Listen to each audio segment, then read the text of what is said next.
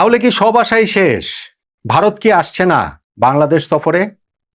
3 ম্যাচের ওয়ানডে ও 3 ম্যাচের টি-20 সিরিজ খেলার জন্য এ মাসের শেষেই তো ভারত জাতীয় দলের বাংলাদেশ সফরে আসার কথা। আগামী মাসের প্রথমার্ধে ওই দুটো সিরিজের 6টা ম্যাচ হবার সূচি রয়েছে। কিন্তু রাজনীতির বলি কি আরো একবার ক্রিকেট হলো?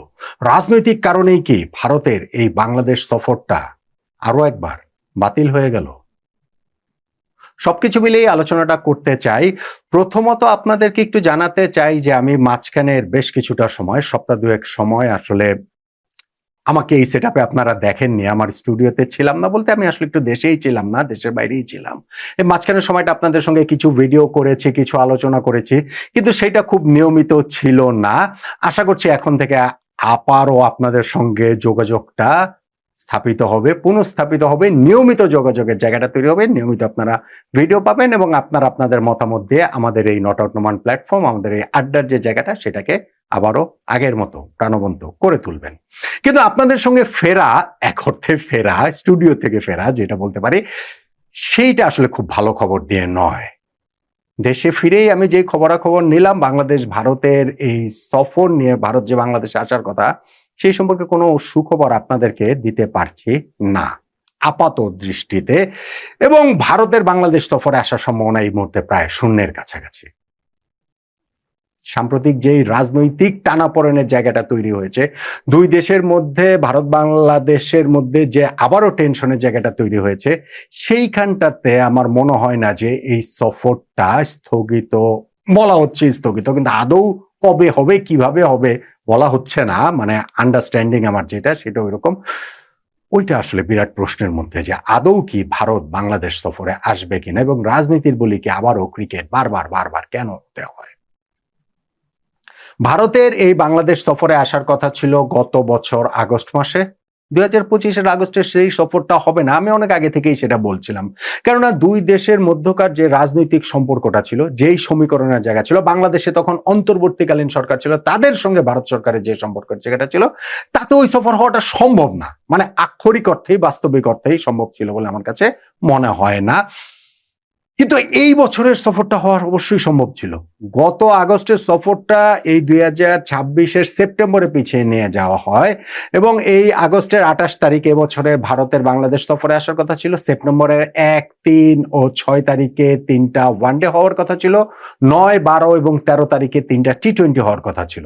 মাঝখানের সময় যদি আপনাদের মনে হয় যে অনেক কিছু আপনারা মানে ওই যে কি বলা চলে যে সফরটা আসলে 3 ম্যাচের ওয়ানডে, 3 ম্যাচের টি-20 সিরিজ না হয়ে কোনো একটা ফরম্যাটে সব খেলা হবে, সব খেলা ঢাকার হবে, এই সব আলোচনা অবান্তর। কেননা ধরেন ভাই, আগে তো সফরে গ্রিন সিগন্যালটা পেতে হবে, তারপরে না হিসাব নিকাশ হবে যে কত দিনের সফর হবে, কোন ফরম্যাটে হবে, ফরম্যাট চেঞ্জ করা যায় কিনা।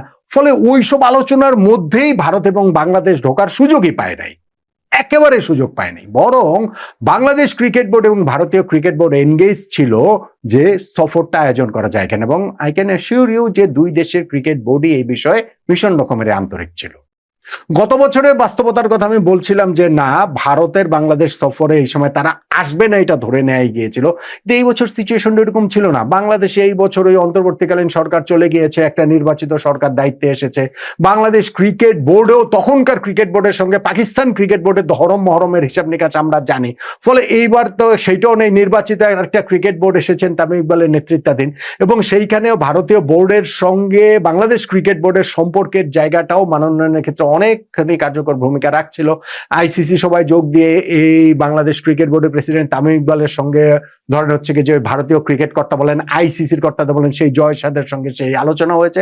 ফলে ভারত বাংলাদেশে আসার ব্যাপারে ভারতীয় ক্রিকেট বোর্ড অন্ততপক্ষে ভীষণ রকমেরই পজিটিভ ছিল, সেই কথাটা আমরা বলতে পারি। এবং আমার আসলে মনে হয়েছিল যে এই সফরটা দুই দেশের সম্পর্ক উন্নয়নের ক্ষেত্রে একটা ব্রিজ হিসেবে, একটা সেতু হিসেবে কাজ করতে পারে, কাজ করাটা উচিত।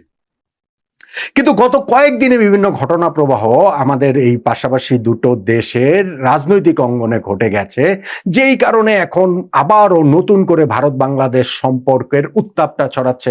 বাংলাদেশে নির্বাচিত সরকার আসার পরের গত কয়েক মাসের মধ্যেও ভারতের সঙ্গে সম্পর্ক উন্নয়নটা যেই মাত্রায় হওয়ার কথা ছিল সেই মাত্রায় আসলে হয়নি। দেখেন, আমি রাজনীতির কোনো এক্সপার্ট না, রাজনীতি সম্পর্কে সম্যক জ্ঞান ডেফিনেটলি রয়েছে, বাংলাদেশে কার সেটা নেই, কিন্তু আমাদের প্ল্যাটফর্মও সেই রাজনীতি নিয়ে কথাবার্তা বলার না, আমি সেটা নিয়ে আলোচনা করতে চাচ্ছি। আমি যেহেতু ক্রিকেটের জন্য যে কথাটা বলছিলাম সেটাতে হয়তো আমি ভেবেছিলাম যে এই ক্রিকেটের মাধ্যমে ভারত বাংলাদেশের সম্পর্ক উন্নয়নের একটা জায়গা তৈরি হতে পারে। অতীতের উদাহরণও রয়েছে সেইখানটাতে, ধরেন যে পিং পং ডিপ্লোমেসি রয়েছে, ইউএসএ এবং চীনের মধ্যকার সেই শীতল যুদ্ধকার সমকালীন মানে সময়ের 1970-এর দশকের শুরুতে দুই দেশের টেবিল টেনিস খেলোয়াড়দের সফর বিনিময়ে, তারপরে আমেরিকার প্রেসিডেন্ট গেলেন চীন সফরে, এই সব কিছু মিলিয়ে ওই ping pong diplomacy, ping pong খেলার মাধ্যমে দুই দেশের সম্পর্কটা যাওয়ার সহজ হয়েছিল, সেই উদাহরণ তো হিস্ট্রিতে রয়েছে। ফলে বাংলাদেশ ভারত সম্পর্কটা ক্রিকেটের মাধ্যমে আরেকটু সহজীকরণ হবে সেই প্রত্যাশার জায়গাটা ছিল এবং সেই আলোচনার জায়গাটা ছিল। কিন্তু আমি বলছিলাম গত কয়েকদিনে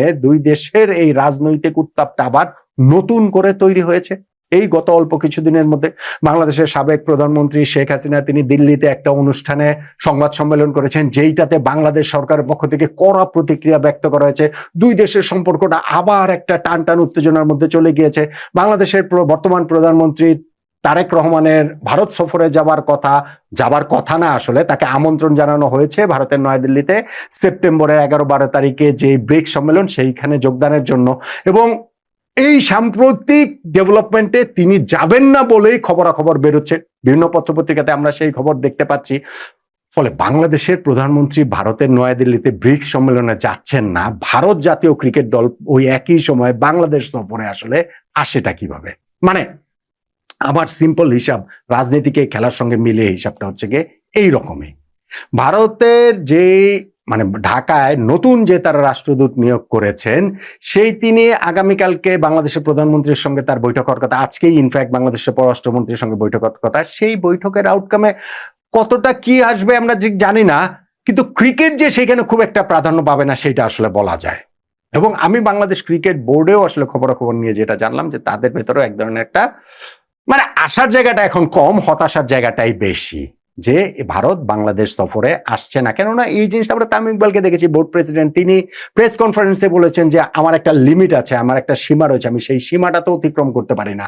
তার জায়গা থেকে তিনি সর্বোচ্চ চেষ্টা করেছেন। সেই সর্বোচ্চ চেষ্টার অংশ হিসাবে ভারত ক্রিকেট বোর্ডের সঙ্গে সম্পর্ক উন্নয়নের কথা বলুন, বা ওই নিয়মিত যোগাযোগের কথা বলুন, কিংবা আইসিসির সঙ্গে যোগাযোগের কথা বলুন, কিছুই আসলে ঠিক ছিল। কিন্তু বাংলাদেশ এবং ভারত এই দুই দেশের সরকারের মধ্যেকার যে সম্পর্ক, আন্তঃরাষ্ট্রীয় যে সম্পর্ক, সেইখানটাতে তোর হস্তক্ষেপের এখতিয়ার ক্রিকেটের নেই, ক্রিকেট বোর্ডের নেই, বোর্ড প্রেসিডেন্ট তামিম ইকবালের নেই। ফলে তারা ওই জায়গাটাতে আসলে কি করতে পারে না। আমার নর্মাল আন্ডারস্ট্যান্ডিং হচ্ছে গিয়ে যে যেহেতু এই গত সপ্তাহখানেক সময়ের মধ্যে বা গত এই 3-4 দিন সময়ের মধ্যে বাংলাদেশ ভারত সম্পর্ক নতুন করে আবার টেনশন ক্রিয়েট হয়েছে, এবং সেই টেনশনের একটা ফলশ্রুতিতেই বাংলাদেশের বর্তমান প্রধানমন্ত্রী আগামী মাসে ভারতের প্রধানমন্ত্রীর আমন্ত্রণ সত্ত্বেও ভারত সফরে যাচ্ছেন না ব্রিক্স সম্মেলনে যোগ দিতে।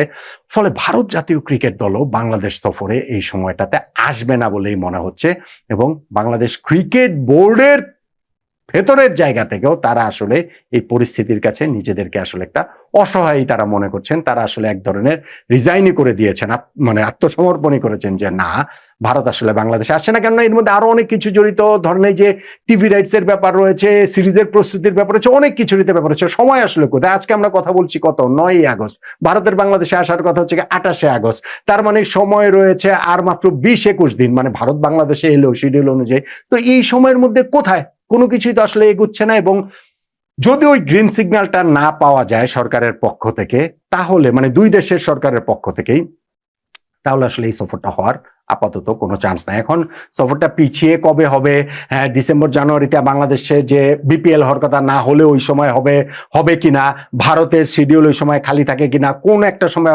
এগুলা আসলে আর আসার কথা আর কত বলবো, আসার কথা বলে তো কোনো লাভ হচ্ছে না। আমি আমাদের এই প্ল্যাটফর্মের জায়গা থেকে আমি সবসময় চাই, এবং আমি সবসময় এটা বলেছি যে ভাই, ভারতের সঙ্গে বাংলাদেশের ক্রিকেট সম্পর্কটা ভালো থাকাটা খুবই জরুরি। দুইটা দেশের আন্তঃরাষ্ট্রীয় সম্পর্ক ভালো থাকাটা জরুরি, দুই দেশের মানুষের সৌহার্দ্যপূর্ণ সম্পর্ক ভালো থাকাটা জরুরি। এখন ওইসব বিষয় নিয়ে তো আর বড় বড় কথা আমার বলে লাভ নাই, আমরা শুধু ক্রিকেটের কথাই বলতে পারি, এবং সেই ক্রিকেটের জায়গা থেকে এই সফরটা হওয়া আসলে খুব প্রয়োজন বলে আমার কাছে মনে হয় যে দুই দেশের ক্রিকেট সম্পর্কটাও মাঝখানে যে একটা হুমকির মুখে পড়েছিল পাকিস্তানের এইখানটাতে, কি বলা চলে যে টি-20 বিশ্বকাপ যে আমরা খেলি নাই, ওই জায়গাটাতে পাকিস্তান ক্রিকেট বোর্ডের ভূমিকার কারণে আমাদের তৎকালীন ক্রিকেট বোর্ড আমিনুল ইসলাম বুলবুল ভাইয়ের নেতৃত্বাধীন সেই বোর্ডের ভূমিকার কারণে সেই ক্ষেত্রে আসলে ক্রিকেট সম্পর্কের জায়গায় এই সফরটা হওয়াটা আসলে খুব প্রয়োজন ছিল। কিন্তু আপাত দৃষ্টিতে যেটা মনে হচ্ছে যে ভারত বাংলাদেশে এই সফরটা করতে আসছে না। আমার কাছে মনে হয় এই মুহূর্তে সেই সম্ভাবনাটা প্রায় শূন্যের কাছাকাছি। আমি আসলে খুব আশাবাদী হয়ে 5% 10%-এর বেশি আসলে দিতে পারছি না। যেই খবরাখবর আমি নিলাম, আগামী ধরেন কিছুদিনের ভিতরে খুব ড্রামাটিক কিছু যদি না হয়, দুই দেশের আন্তঃরাষ্ট্রীয় সম্পর্ক উন্নয়নের ক্ষেত্রে যদি কিছু না হয়, তাহলে ভারতের বাংলাদেশ সফরে এইবার তারা আসছে না বলে মনে হচ্ছে। শেষ পর্যন্ত গিয়েও এই জায়গাটাতে রাজনীতিরই জয় হলো, মানে এটাকে যদি রাজনীতিবিদরা তাদের জয় বলে মনে করেন জয় হলো, কিন্তু সেই জয়কে আপনি কোট আনকোট দিতে পারেন, কিন্তু একই সঙ্গে ক্রিকেটের যে পরাজয় হলো ওইখানে কোনো কোট আনকোটের প্রয়োজন নাই। এইটা একেবারেই স্পষ্ট যে রাজনীতির বলি আরো একবার ক্রিকেট হলো উপমহাদেশে, যেটা অনেকবার হয়েছে, বারবার হয়েছে। বাংলাদেশ ভারতের ক্রিকেট সম্পর্কের ক্ষেত্রেও যে সেটা বারবারই হয়ে চলেছে, বড় দুঃখের জায়গা আসলে সেটাই, নয় কি?